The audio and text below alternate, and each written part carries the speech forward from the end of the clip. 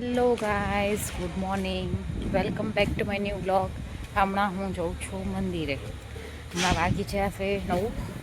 હવે મસ્ત મંદિરે એકવાર દર્શન કરી આવી તો આજનો દિવસ સારો જાય મહાદેવના મંદિરે. ચલો જઈએ. તમે વેધર જુઓ કેટલો મસ્ત છે ને પવન એટલો મસ્ત લાગે છે ને કે મેં વાળ આખા બાંધી લીધા.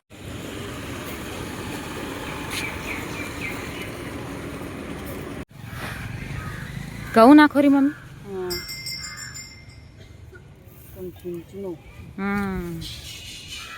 અહીંયા કણ બધું હોય જો ને, જવારી હે,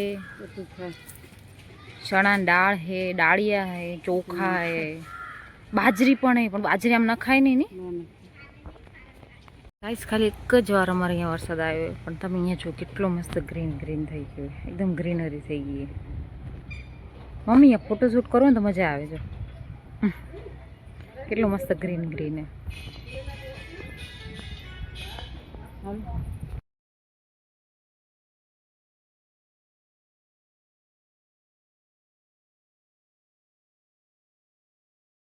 જો પાછળ કેટલા બધા ક્લાઉડ થઈ ગયા.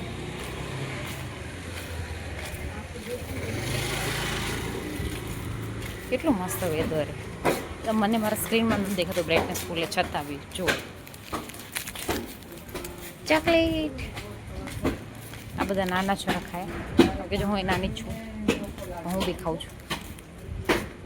કેટલું મસ્ત વેધર જુઓ.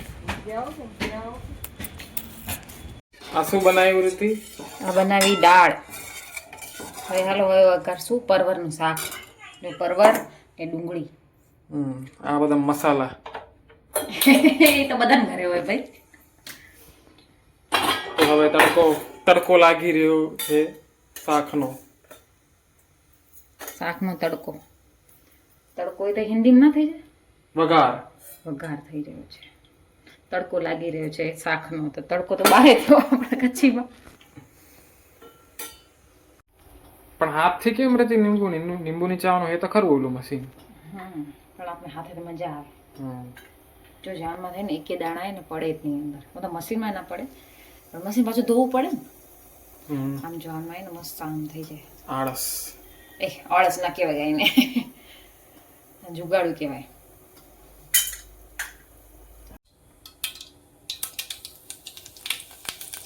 આ જીરું, આ શું હિંગ. યસ.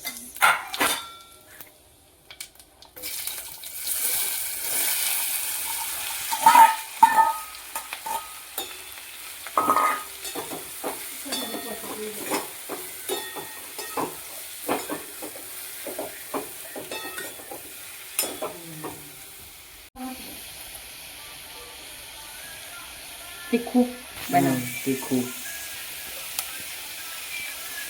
વધારે તીખું ના જોઈએ. ના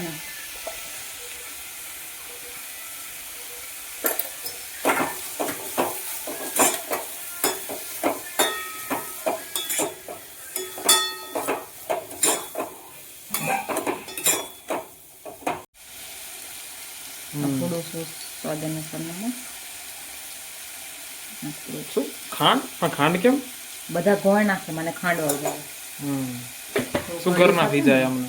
સુગર ના થાય પણ થોડું ગળ્યું ખપે શાક, એકદમ તીખું ન ખાવ.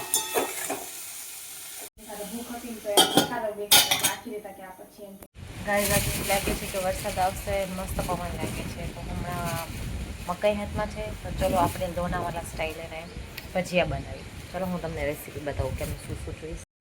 આપણે હવે બોલમાં મકાઈના દાણા લઈ લીધા છે. તમે ફ્રોઝન લેવો તો ફ્રોઝન, યા બોઇલ્ડ કરે લેવો તો બોઇલ્ડવાળા લઈ લેવાના. આનમાં નાખ્યું છે હવે આપણે કોર્નફ્લોર.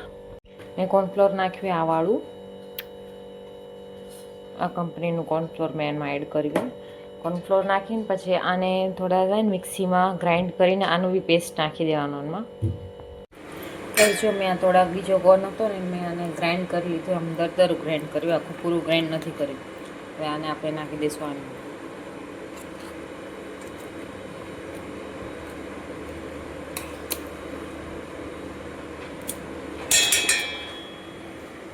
જો ભાઈ પહેલાં મેં નાખ્યા હતા કોર્નફ્લોર એડ કર્યો હતો, પછી મકાઈના દાણા હતા, ગરમ મસાલો હોય, આ કોર્નફ્લોરની પેસ્ટ છે, થોડુંક હલ્દી એ આયરી, આ હિંગ છે, આ ચોપિંગ કરેલા મરચાં છે, આ જીરું છે અને આ વાળા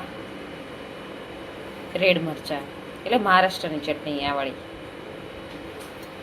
હવે આપણે આમાં નાખશું થોડોસો બેસન.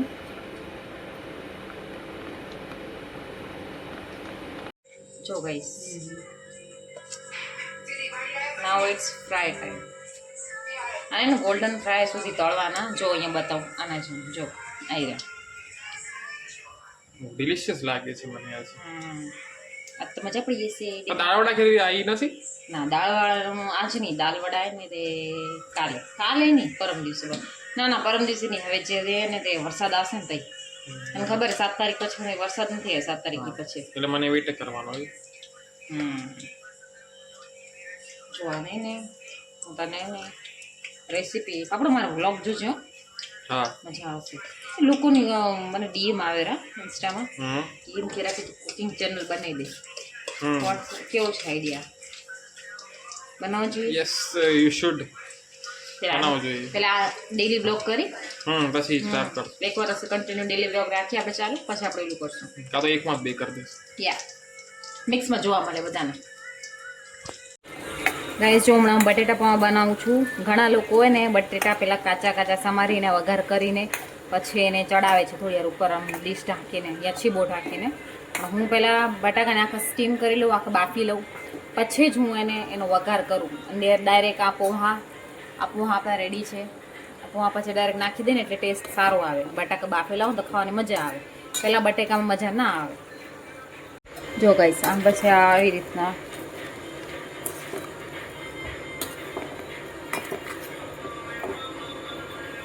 જો મમ્મીએ મારે ડોડો ઓફર કરે. ડોડો એટલે કે મકાઈ બાફેલી, પણ નથી ખાવી હમણાં. અને રાતે ખાઈશ સાંજે.